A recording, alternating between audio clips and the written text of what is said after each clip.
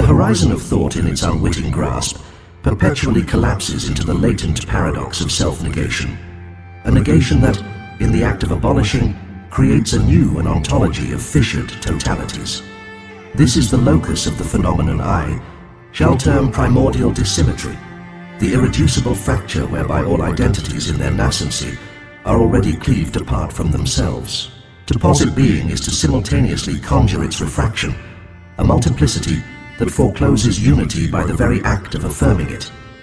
What is this dissymmetry, if not the untamed proliferation of irreducible particulars in defiance of a coherent totality? The human mind, wretched in its aspirations to synthesis, can scarcely apprehend this unfolding other than through the distorting lenses of presupposed unity.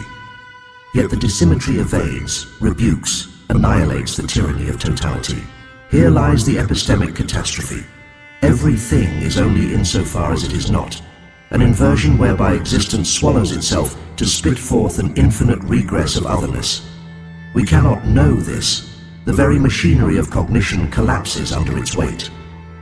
We can only gesture toward it through the abject failures of our categories, which unravel as quickly as they are erected.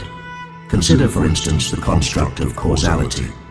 Conventional thought conceives of causality as linear, directional, say forward march of the antecedent birthing the consequent. Yet within the sublime field of dissymmetry, causality itself becomes the victim of its own pretense. To say A causes B is to impose an artificial sequencing upon phenomena whose nature is intrinsically superpositional, wherein antecedent and consequent exist not as discrete terms, but as simultaneous inversions of each other. In this sense, causality becomes a reverberative incoherence. The act of causation annihilates its own temporal presumption, folding the future back into the past, while rendering the past a mere function of its imagined future. Cause and effect become indistinguishable, and thought is left convulsing in the wake of its own insufficiency.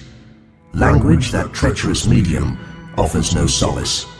Every utterance is a betrayal of the unspeakable, a dismembering of the infinite into the bounded finitude of phonemes. The word being, for example, already implies its negation, for to assert being is to carve it out from the seamless, undifferentiated abyss of what is not.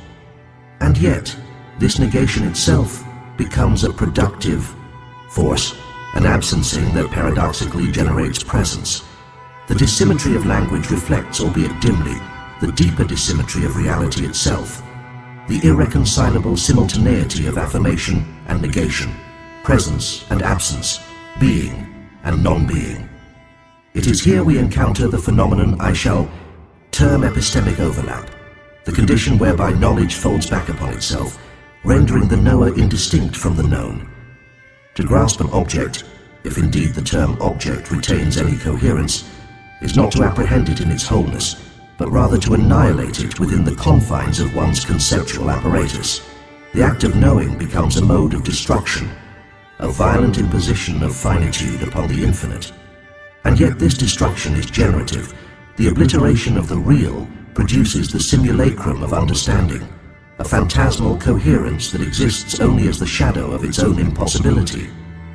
But how then do we contend with the sublime terror of dissymmetry? The answer, if it exists at all, lies in the embrace of what I shall call transcendent contradiction, the recognition that contradiction is not merely a failure of reason, but the very substrate of reality itself. To live within contradiction is not to resolve it, but to dwell within its ceaseless oscillations, to inhabit the fissures where identity collapses into alterity, and alterity into identity. Here we must abandon all pretenses of synthesis, all aspirations to unity, and instead surrender to the incommensurable plurality of what is. The ethical implications of this are as profound as they are devastating. If all identities are fractured, if all beings are constituted through their negation, then the very foundation of moral philosophy must be reimagined. What does it mean to act in a world where every action simultaneously undoes itself, where every intention is already subverted by its unintended consequences? Traditional ethics, with its binary oppositions of right and wrong, good and evil, becomes untenable in the face of dissymmetry. Instead, we must adopt what I shall term ethical fragility, an ethics that embraces the precariousness of all value, the impossibility of absolute judgment, and the necessity of perpetual revaluation. Indeed, the very notion of the self is called into question.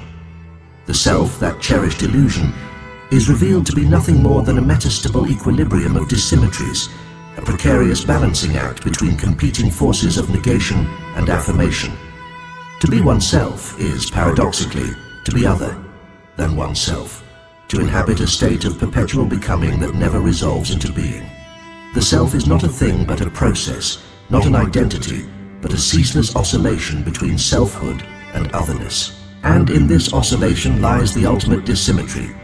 The self can only exist by negating itself, by continually dissolving into the other from which it is constituted. Finally, we must consider the metaphysical implications of dissymmetry. If all being is fractured, if all identities are cleaved apart from themselves, then what remains of the concept of reality? Reality itself becomes a kind of shimmering mirage, a kaleidoscope of irreducible particulars that defy any attempt at synthesis. To speak of reality is to invoke a fiction, a convenient shorthand for the ungraspable complexity of what is. And yet, this fiction is not without its utility. It allows us to navigate the world, to construct meaning in the face of meaninglessness, to impose a semblance of order upon the chaos of dissymmetry. But we must never mistake this fiction for truth. To do so is to succumb to the tyranny of totality, to forget the irreducible plurality that lies at the heart of all things. In conclusion, the sublime entanglement of absolute dissemblance offers no solace, no resolution, no answers. It confronts us with the terrifying reality of our own insufficiency, the inescapable fact that all knowledge, all identity, all being is constituted through its negation. And yet, in this confrontation lies a kind of liberation, the freedom to dwell within the fissures, to embrace the contradictions, to inhabit the dissymmetry that defines us.